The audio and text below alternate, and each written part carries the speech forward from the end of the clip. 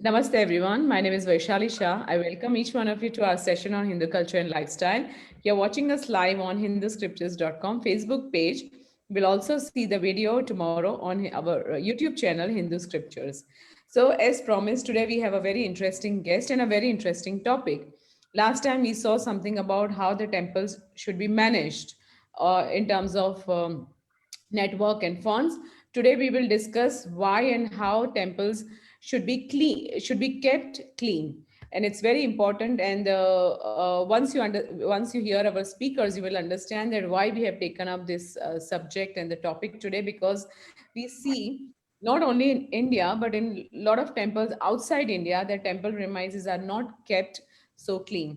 So today we have somebody who has been working on Swatch Devalaya, a concept which is initiated by somebody living in the US. So I'll introduce him. Natesan ji, namaste. Namaste, Namaste. Vaishali ji. How are you doing? How is the weather? I'm, Everything is okay I'm in doing the great. Weather is okay, not too bad today. Okay. So, Natesan ji, let's start with a prayer. I always like to start my session with the prayer. Guru Brahma, Guru Vishnu, Guru Devo Maheshwara, Guru Shakshat Parabrahma, Tasmai Shri Guruve Namaha.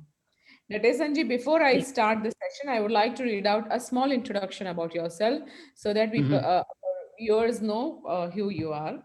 He is a retired specialized in manufacturing operations of finance, analytical with new ideas, including 12-page tennis booklet, half-page introspection, root cause analysis of weeds to evolve and find peace, universal swatch for better civic sense, order, process and procedures, respect for people, hygiene, safety, efficiency, prevention first before cure.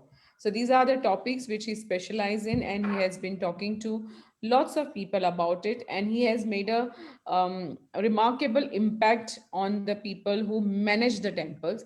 So, Natesanji, please tell us something about yourself, your background, how did you start your life, something about the early age. Okay, thank you, Vaishali ji, for arranging and inviting me to this meeting. And hi, Sumalatha Garu, also thanks for joining. Very kind of you. Let me say something about myself. I'm born and brought up in Mumbai, and had a pretty good upbringing from good parents and great siblings.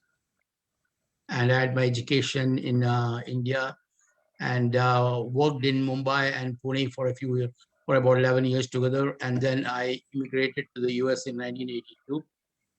And then I took up jobs and also pursued MBA degree from Rutgers University in New Jersey. I lived in New Jersey for about 17 years, and then I moved to Atlanta.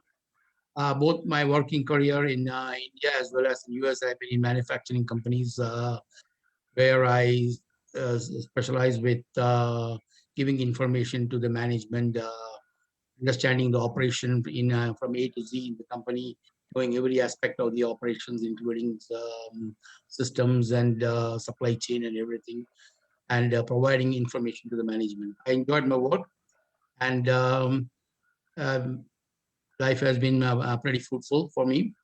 And I have a nice family. I have a wife and two sons, and everything is going great. And especially after I started Swatcha Devalaya, which has been very fulfilling.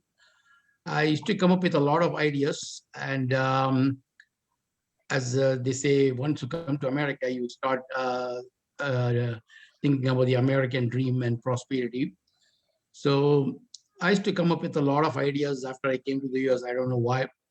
Uh, one of the one of the first ones is I had a little problem on wet roads to stopping the car. So I went to take off when I see the yellow light and things like that.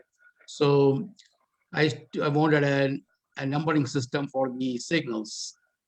So I can go on and on about the various ideas, but then the best idea I came across was Swatcha Devalaya.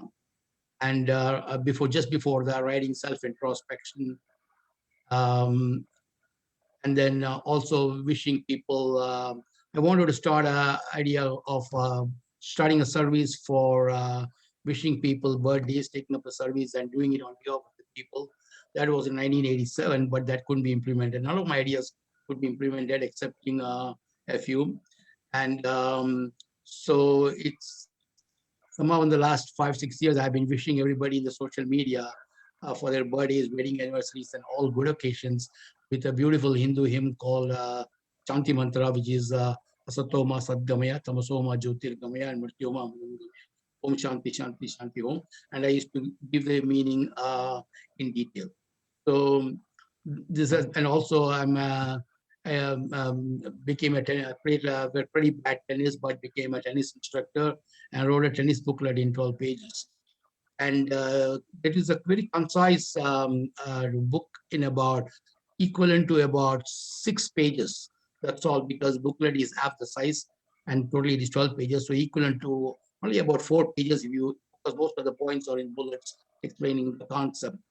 So if you compare that with what I did in 2006 with self-introspection has 250 words, and in half a sheet of paper that I give it to people at any place, people of all faith and strangers in public places, including airports. Within a few days after, a couple of weeks after I wrote self-introspection, I ended up, anyway, that's my introduction. So let me leave it there, and then I'll answer whatever questions you have about Swatchha Devalaya. Thank you. That is very interesting. So, how did you start the movement? Because I guess your institute is registered, and there is some sort of legal entity existing there promoting this. So, how did you start officially, and how did you start with the temples? Because it's not easy to convince people when you talk about Swatch Devalaya. I mean, they don't most of the many times they do understand, but sometimes they do get offended. So how did you manage to convince them? Well, it all started in 2006, a couple of weeks after I wrote self-introspection, and I was probably in a zone. My friend said one day, "Hey, let's go to Chinmaya Mission, Balavihar. They are arranging study group for the parents on Bhagavad Gita. So why don't you come?" I said, my children are not in Balavihar, so for which they all pay about $400 a year. He said, "Don't worry, just come along with me." And I went there and attended it was on Sunday mornings. There were two batches.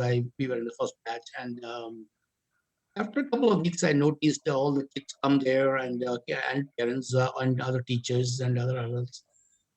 They just, it used to be in a public, it's in a children's school called Kids or Kids.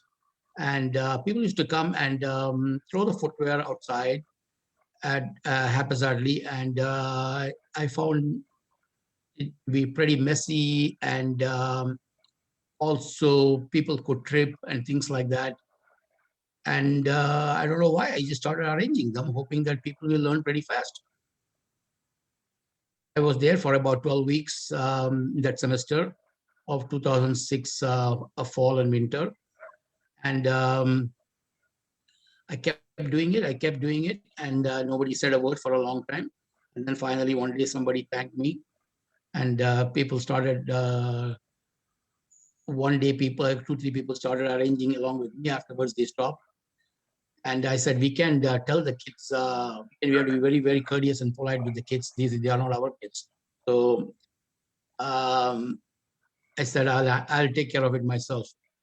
And it went on, and then after some time, that institution moved to a different place, and I stopped going there.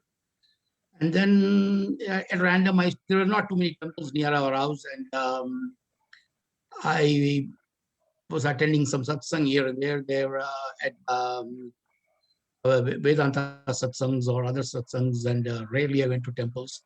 So wherever I went, I saw a mess. I used to arrange it. And in the meantime, Then by 2010, and a temple came near our house, Hanuman temple, and I started going there regularly. But I wasn't getting involved with the Swatch aspect there. But one day I found out that the temple would be amenable to amenable in getting it organized. So they provide. I talked to them, and then they provided a rack and started arranging it myself. So how it got started, I didn't tell anybody to do anything. I just arranged it myself. I must have in the last 15 years, 14 years, I must have arranged about 10,000 to 15,000 pairs of chappals with my own bare hands and putting it in the on the floor neatly or putting it in the rack. Then after I started in temples, I slowly started telling people to put it in the racks, and people followed it. My confidence grew, and as Napoleon said, he who is afraid, he who has done it is not afraid. And I wasn't afraid of anybody, and nobody ever challenged me. And people would put it in the racks when I am there, and when I tell them, some people will just come. They won't in the initial stages. They have to be everybody has to be told. So in there, put your footwear on the rack, put your footwear on the rack, and it kept going. That was in I did that for a few years in that only one temple, and then in 2004, in around 2010, I started. I created a page in Facebook, Swatcha Devalaya page in Facebook, and in 2014 June, this is even before Prime Minister Modi launched Swachha Bharat, and somebody said, "Nick, this is a losing cause, and nobody is going to change. We are filthy and incorrigible." That uh, set me on, and I decided to go full of public in social media, and started posting a lot of messages. So that's how it got started, and I continued and continued and continued. I go to about 5, 6 temples. The major temples are started with Hanuman temple. Then I switched in after 2015. I switched to 2014. I started going regularly to Shri Baba temple every Thursday. Stand there for 2, 3 hours. I would be there on time before the first arti starts around 6 o'clock. And then in 2015, a nearby temple came, Mahalakshmi Temple of Atlanta.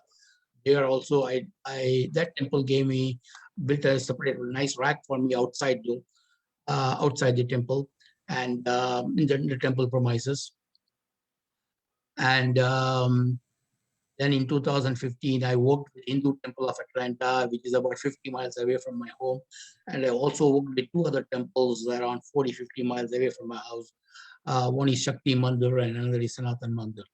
I haven't visited those temples much, but Hindu Temple of Atlanta, I spent about 10 days for the Ganesh Utsav in 2015 and also for their Atirudram event. Hindu temple, all the temples have acknowledged my work and appreciated my work. Hindu Temple of Atlanta honored me at the culmination of their Atirudram event in the Shiv Mandir in the presence of a lot of visitors and Swamijis from India and also all the Ritwiks who participated for the 11th event. In 2014, TV Asia NRI Pulse, a local magazine, covered the story. And in December of 2014, NRI Pulse covered the story. That was great. It was very nice of Shirdi Baba Temple to give permission for TV to cover the story and even allow TV Asia to uh, um, uh, do some shooting in the sanctum. So I thought people will come together and promote awareness. That's how I visualized it. Together we can lift the mountain of apathy, I said. I strongly felt that people will quickly learn. And the progress was extremely slow, but I kept going, I kept going. I started a WhatsApp group, and I think that's where in 2016, I met you, Vaishli ji. We connected in Facebook, and I added you to that WhatsApp group. And 2018, 17, I met with people in which were into Parishad that were annual Hindu Mandir Executive Committee meeting. They added Swatch to their action items, and later on things moved very, very slowly. By 2018, they had an event in New Jersey, and they had a souvenir where they published the article, and I told them that the article should be in the website, which happened, which they put it in their website in March of 2019. And then in December of 2019, there was a iAsia News iAsia Newsnet arranged a seminar with uh, Shyam Tiwari, the Secretary of and the Vice President Communications of VHPA from Atlanta, and also the President of VHPA, Sri Abhayaji. And there he explained why Swatch is necessary and what is said in the scriptures, and also he said he committed to promoting awareness through VHPA and all other affiliated organizations. They're connected with lots of organizations. They're connected with the Hindu Mandirs, and they have for the last 14 or 15 years they have held the HMAC, what they call a Hindu Mandir Executive Committee meetings. So they have a pretty good network to get it done. But temples don't have volunteers to get it done. Nobody wants to do this job.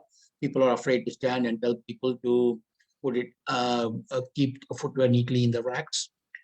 And temples cannot do it. We need to educate people. People should be ready, should be aware of it, and people should be ready to do it. And temples can, of course, manage it and monitor it with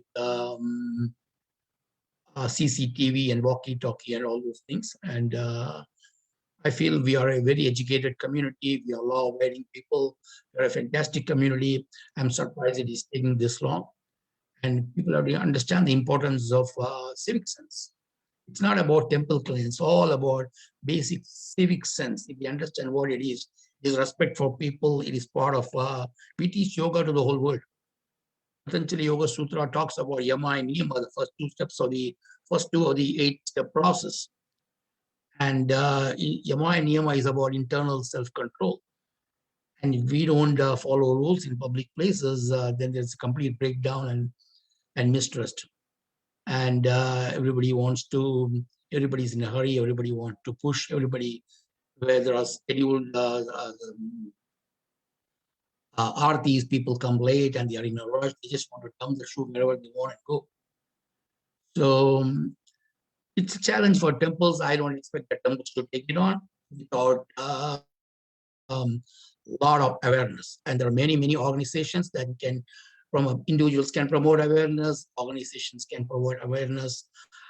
Our Rotary and Lions Club can promote awareness.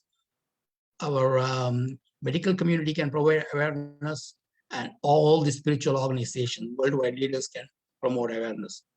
So that's the way to go about it. And together we can lift the mountain of apathy. I cannot do it alone. I can only promote awareness as far as I can reach. That's very interesting, Natesanji, to take this kind of initiative, about this issue. So, what are your other observations about the temples when it comes to temple management, and not only about keeping the premises clean, but I would like to know, because now we are going to build Ram Temple, and there's going to be the sort of our it's our identity, it's our heritage, it's our cultural representation, and it's going to be the biggest. There are so many features around this Ram temple in Ayodhya, and that is the reason people have got interested in knowing about the temples, especially the youth, that why people the elders are taking this temple so seriously and why they want to build the temple.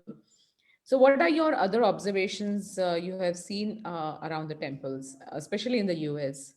Yeah, I can comment only about the temples in US. The um, whatever happens inside the temple, I'm not qualified to, in the sanctum of the temple, I'm not much qualified to talk about the process and procedures and all those things, the mantras and all those things. In some temples, um, um, the temples have a lot of events going on, and especially on big festivals, and so a lot of there's a lot of turnaround, and also temples host events, and there's Sita Kalyanam and all those things. So the temple is always lively and a lot of activities. At that time, a lot of discipline is required. Our religion itself is about, involves celebrations and having fun, these events, and so people are very easy and free, and there's a pretty good atmosphere, but at the same time, it has to be managed. The noise level has to be kept down. In Shirdi Baba temple, when the Aarti is going on, at the sanctum, they want people to remain silent, but many times there is people are all chattering, and I don't blame them. I also probably not been very particular about being silent at the sanctum, and I'm learning and slowly changing. I don't spend much time in the sanctum anyway. I'm always downstairs at the rack area, and I can spend 3 hours at the rack area, not even go to the sanctum and see Baba, because I know he's blessing me. So anyway, what outside the temple, outside the sanctum, I can comment, and the parking lot is a big problem. And I heard management say, as soon as the people swing into the temple, there are different people. There are many volunteers manage the park. There are many volunteers to manage the parking lot on busy days, and it's a challenge. They encounter some tough situations, and there's always a cop outside waiting on in front of the temple. That's the temple's all. I think it's a requirement, and also the temple likes to keep a cop outside. Okay. Um, I wanted basically the story you have narrated. I wanted some more input from Sumalatha ji before I start asking her question and her experience of managing the temple. I would like to say a few words, about her profile, that what she has been doing. Satoor is a um, gastroenterologist by profession and a founder of Shirdi Sai Baba Sansthan. If translate and no, sorry, okay, and Sri Kamakshi Pitham in USA, interested in providing and enhancing well-being of the individuals and communities, working with multiple available modalities from Sanatan Dharma to modern sciences. Sumalataji, namaste. Um, Namaste, Vaishali ji. you have been hearing our conversation about how the temples um, need to, and why actually they need to be kept clean, and what all measures we need to do. Since you are taking care of the temple, I would like your input about how and why temples, how we can keep the temple premises clean, and what all measures are required. But before you answer this question, please share something about yourself, as in the initial years. How did you land there, and how did you get into the taking care of the temple? Thank you for inviting me, first of all, for this forum. And Nedji has been such an inspiring presence for me in past few years since I've got to know him as to how actually he found the serendipity of the Swatch Devalaya. We all kind of have our lives as such about taking care of the families, taking care of ourselves. And at some point of life, thankfully, a light shows and shows the path that it's not always about yourself and your family and your no, presence in this life is far more important as to why you are here, what are you doing, and that introspection actually starts in everybody's life at some point. And for me, I'm a healer. From the beginning, my father was a veterinarian, and my inspiration to become a physician was based upon him treating his patients and relieving pain. And they looked miserable when they came in, and when they left they were happier. And my father made a difference. His magical touch or whatever he did, we were little to understand those things, but it was actually seeing that happening was a major factor for me to become a physician as such. And when I became a physician, I wanted to become a physician. I wanted to be a veterinarian first, but my father said, "You're very little." I was like less than 100 pounder at the time, very thin little girl. You know how we were like in India.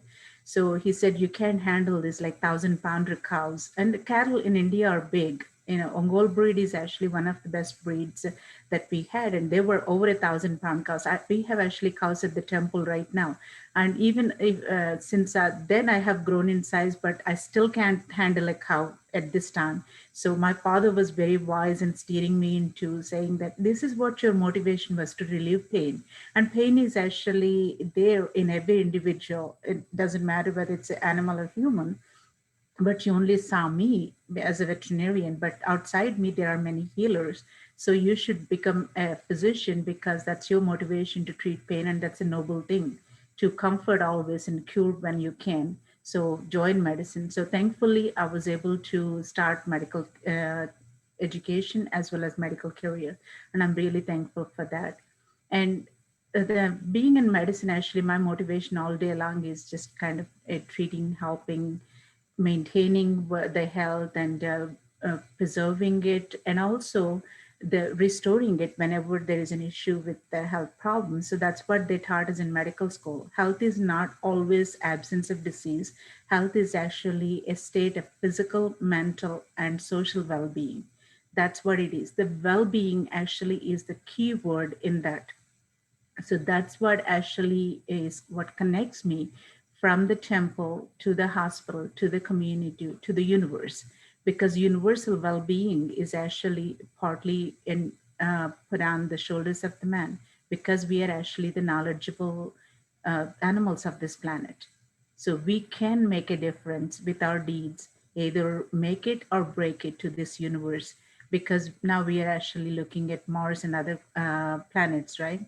So we're also working at not only on this Earth, the planet Earth that we're living on, but everywhere else in the cosmos too. When you talk about the international space stations and international research that's been going on, we have a lot of impact on this universe. So we as human beings, if the transformation starts with us, like it did with Netji. So on one fine day, he said he was sitting in a Gita class and he wasn't able to focus. So he went outside the class and then he found this footwear stall that was actually a trash with footwear. They were everywhere and he felt sad.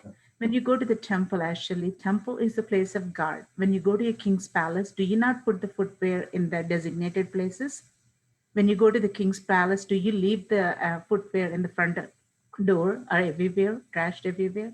Do you put trash on the floor? You're careful because you know that the king is there and he's actually can get mad at you, right? So you would think you would be more disciplined there. So when you are going to the temple, the Lord's abode, why don't you do like give the same discipline over there? I have the same discipline. And this universe is the God's abode. And what you see is the world and God are not different, they're the same. So why don't you see the same a thing in everywhere and give that respect to every place? That's what actually he started with that initiative with the Swatch Devalaya, and that actually is the second. You know, if you look at the Sanatan Dharma, I saw some of your postings and all, and it seems to be that you're very interested in following the Sanatan Dharma rules and actually following those tools. Actually, Sanatan Dharma is not actually rule based. It provides you constant tools to improve yourself, like how in medicine doctor can't heal majority of the times. They give you medicines and they can actually do surgeries and do things like that, but majority of the times it still is the medicines.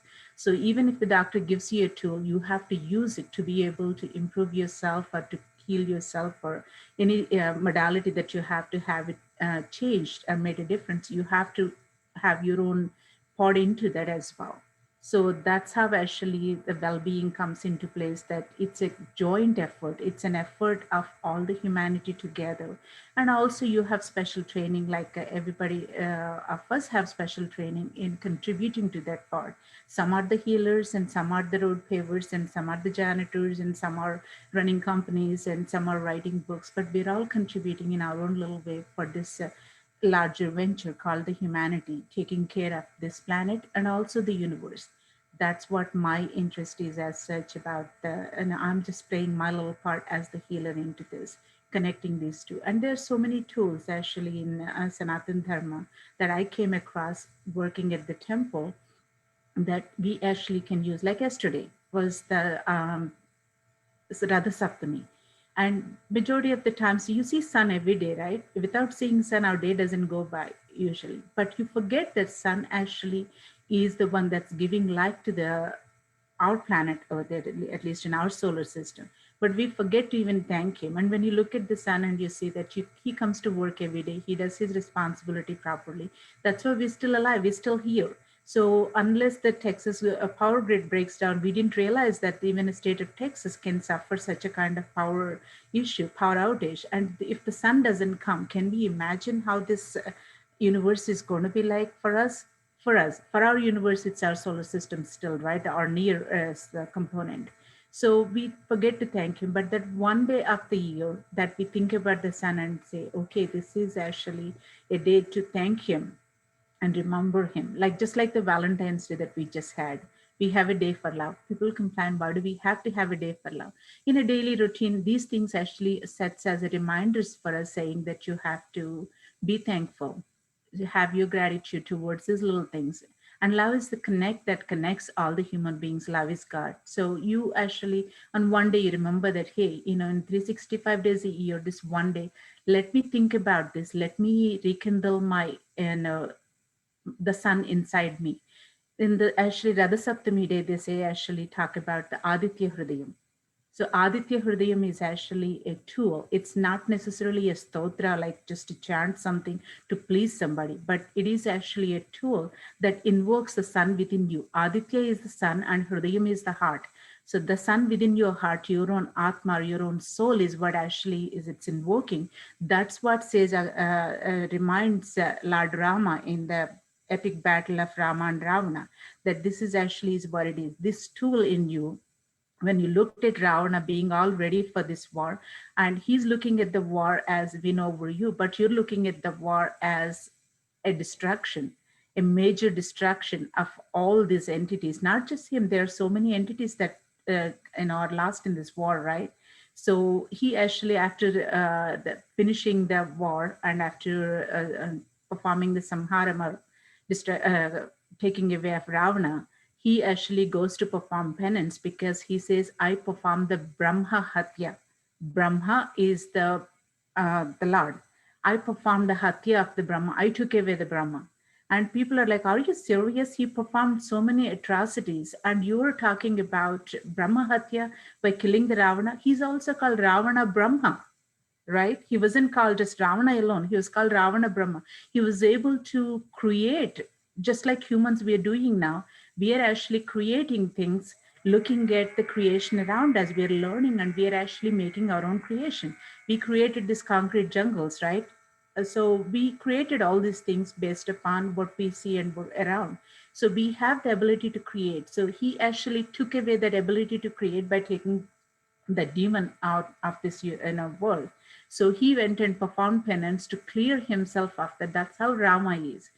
That's why he's actually, even to date, he was idolized and prayed to give us that kind of inspiration to move forward. So Aditya Hridayam is the same thing. You're praying to the soul inside you.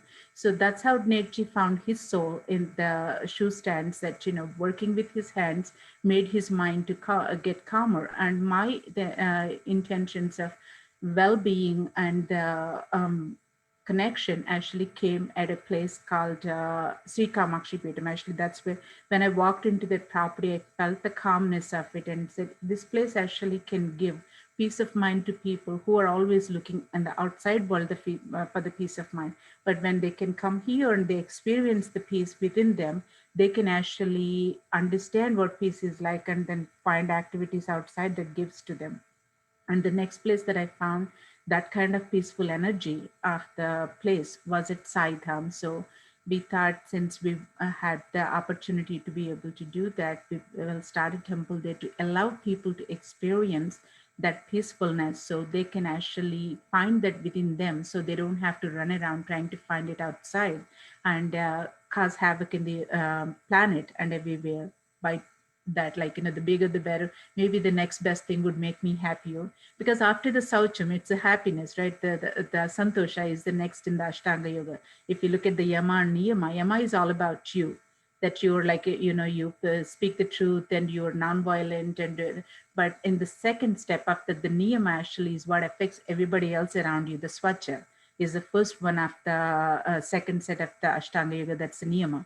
And the second one is the Santosha. That means if you're performing the cleanliness of your own mind and your own thoughts and you're giving a Marie Kondo treatment for your own self, then your surroundings will be cleaner and the world would be cleaner. And at the same time, you're actually more content. So you wouldn't actually start trying to grow outside to satisfy yourself, but you're growing inwards and spreading that joy, that light, the Aditya in your Hridayam to with outside people. That's where my connection started with the temple. That is very interesting, and I'm really inspired by your efforts and your knowledge also, because certain things, without knowing, certain initiatives cannot happen. Because now you are taking care of two temples yourself. So, have you ever been questioned by people that as a woman, why are you in charge of the temple? I would like to know this. Actually, it was given to me. It wasn't something that I ever wanted. Starting temple wasn't ever in my horizon in my life ever. But if you think about it, ours is the only culture that actually the god is a woman for us. The Yeah. Lalita Purvaja is the goddess, that Adi Parashakti.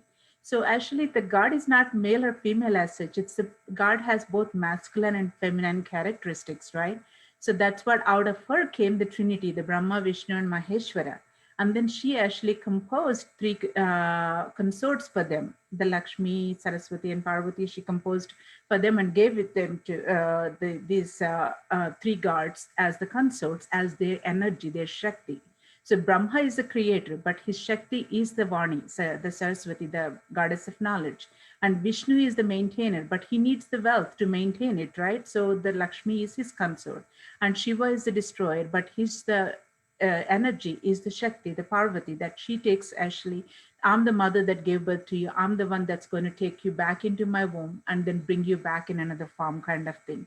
It's actually, death is a very gentle component as such, but they actually, we worry about it so much, but it's actually a gentle component of recycling ourselves. So that's what it is. So it's actually our culture, thankfully, is the one that says the Lord is feminine.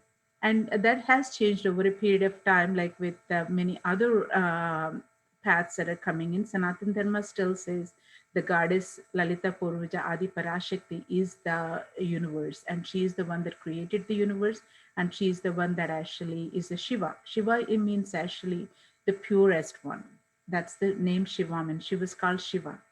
Shiva Shakti Ekarupini, Lalitambika. That's what she was called. She is the Shiva, the matter, and she is the Shakti, the energy. So she is the combined form of the matter and energy. That's what actually is the base for this entire universe. So I'm not, surprised as such that this was given to me as a woman. I'm not surprised that this was given to me. But women actually bring in very interesting aspect of the leadership. I'm actually a business grad too. I don't think I have told you that, but I had my MBA and MHA from Georgia State University when I was in Atlanta, and I'm a business grad too. And women leadership, actually, the feminine leadership, not necessarily the women, they bring in their characters. So the universe actually is based upon the yin and yang principle. You can't just have one entity, because if you just use one entity, that one entity domination would be very deleterious for the entire universe. That's why there is always a balance. The life has to be balanced with death, the night has to be balanced with the day. And neither of these principles are essentially like that, that clear as such, the feminine and masculine. But if the masculine keeps on saying that I'm going to conquer and conquer and conquer, and the feminine has to nurture, you have to have that aspect, the love, the nurturing, the care, and everything that has to come into place too. So that's what is actually lacking in corporate leadership for a while, and now it's actually coming back up, and it's been like nurtured back to where it should be, and I'm really thankful for that. The previous generations prior to mine in our own family didn't actually have women education, but the education in our generation made a big difference, and now we are coming forward into the leadership too. So having an MBA and MHA actually gave me that perspective of how the leadership could be transformed into the future generations, as to how there's nurturing, the love, the care, the humanity, the basic humanity, how that could be actually nurtured rather than pushed upon, or become possessive into this demonic tendencies that I have to be the conqueror, I have to be the number one, I have to do this, I have to do that. So you do things because that's important for this planet. Okay, if, a squirrel doesn't ask questions like, why am I here? And a squirrel doesn't aspire for being something else. And we as humans, we have so much potential, and put together to a good cause in a steadfast pattern and in a gentle pattern, it can actually create wonders. And at the same time, that can lead to a massive destruction, not just to our planet. Now we can actually cause destruction of the neighboring planets and maybe the universe too. And we are actually trashing the international the space also. People say that there's so much space trash and talk about this. I guess Nedji's next initiative should go to the space, from the temple to the space, right? So Mhm. that's where I am actually. Women leadership actually is very, very needed for this time of the society, with the planet like literally bustling with humans. We have to find a way to manage this properly and manage this in a wise pattern that this planet would actually sustain, right? No one wants destruction of your hairs, right? You don't want your children to die. You don't want your grandchildren to die or suffer to that effect. But at the same time, it's hard to kind of see that far. People are a little short sighted, they can only see the near. So that's where the issue is now. But that expansion can come through the feminine leadership by seeing that far and understanding it and providing tools to get there. That is very interesting and very true also that the modern times have given us lots and lots of opportunity to take initiatives. Okay, so my last question to you and for the session is that how I mean, what are your challenges to keep the temple cleaned, and what is your observation? And how can we encourage youth to take up temple management? Because I mostly see 50 plus people taking interest in the temple management. Then I think people in younger age, should become part of temple management. So, what do you think about that? Is this a question for me or Nedji? For you first of all, because you are managing the temple, right? So you please share. I mean, I think you would be in a better position to tell me this. Actually, that's why majority of the temples also run classes there, because temple in India used to be a very spiritual place, and that's all it is. And that's the actually culture that I bring about here too. The two temples that I manage are two very different temples. So one is actually the Mother Goddess Temple in Atlanta. Actually, is the one that we're starting. This temple is essentially a place for people to come and meditate and just you know just be quiet and be actually experience the place, the um, calm and peacefulness of the mother's womb is what it provides. And there's other temple that I actually manage here right now that I'm managing is a temple that's a Guru Pita. It's a board of Guru. So in this place, actually, we provide classes and we provide satsangs and we provide actually tools from the beginning, from the very beginning. We have like people that are like 2 or 3 years of age, they come and do their Saraswati Puja. Like we had the Vasanta Panchami this week on Tuesday. So that day we did the Saraswati Puja. So when you do the Saraswati Puja, you have the young children coming in. They learn the discipline. They learn to take their footwear off and put it in the stands, and they come inside and they learn to perform the rituals and try to understand what these rituals actually mean to them, why they're doing what they're doing. So from that young age, like when we were in India, they were natural to us, because we were actually seeing everybody around us doing things. But here, actually, when we are in a position where we don't have the neighbors performing the same rituals as we are, then you kind of tend to question also your parents. Why are we doing this? And the parents should be able to answer those questions, what it means to them. So when they come to the temple, they see other kids doing the same activities. They're like, okay, there are others that are doing this too. So this is what it is. So they kind of get that sense. So various temples have various duties and especially with being home away from home here in US, we are actually encouraging those things, but we set specific places for that. Like the Guru Pita, for example, like we have activities for all different ages. That way, the spirituality shouldn't start after 50s. That's sad. That's very, very sad. And actually, you should be joyful at 50s. Actually, we are actually starting a third venture. I haven't told anybody yet about this third venture that we are starting, but this is actually a place that I found that has the energy of a joyful couple, because majority of the life is spent like in the beginning you're like you're young and you're actually learning, so you're learning the world. And when the then you start your family, and then you're like trying to grow your family and trying to learn and trying to take care of it. So by the time you're in like coming to close to the 50s, you're actually your kids are gone to the college and you're an empty nester. Now you're thinking, why am I here, what am I doing? So for those, actually, we have the third venture that comes up actually is the one that's 55 and older community that's finding joy within. This joyful place has that uplifting energy that I found recently, that we are starting a assisted living facility in there, and a small temple, a restaurant, and a grocery store, everything that's needed, and a 55 and older community where people can actually live there and love their life.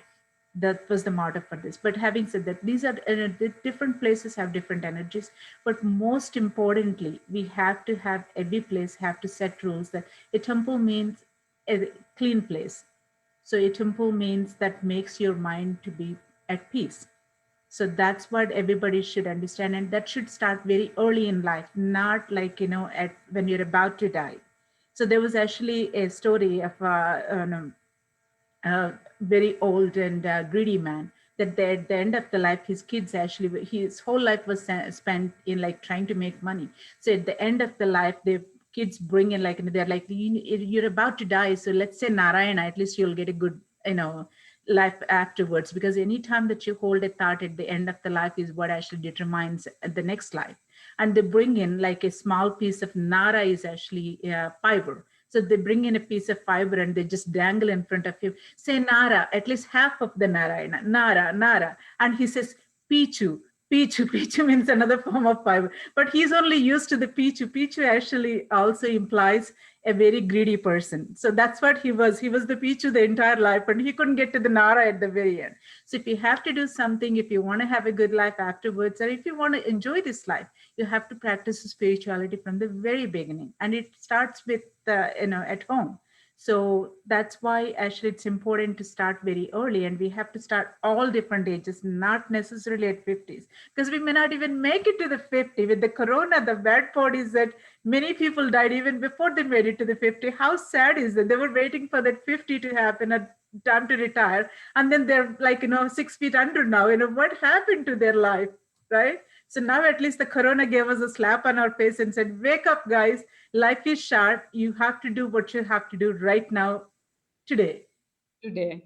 That's so wonderfully said. I totally agree with you, because it's very difficult to encourage youth, and especially my age, and even the younger generation. But then I always keep my spirit high, and I always believe that I'm sure one day I'll be able to make that difference and bring youth to the temple, bring people who are 20s and 30s or early 40s, they come to the temple and contribute, actually contribute. So Natesanji, I'm so happy to have this conversation with you both, because it's very important topic for me also, as not a lot of people take this sense of civic this sense of cleanliness in this way very seriously, because I also have seen people keeping their shoes all around and not keeping temple premises very clean, and hence we are having this conversation. I hope all three of us together will be able to make a difference to the lives and to the premises of the temple. And those who are listening to us, please, I request each one of you, if you are managing the temples anywhere, living anywhere in the world, any temple anywhere in the world, please ensure the temple is really kept clean and neat. And because after all, it's a place for the god, and it's a place of worship, and also it is a place of vibration, and the energy which we carry with ourselves when we go to the temple. So Natesan ji, thank you so much. Sumalatha ji, thank you so much. Namaste. Thank you. Thank you.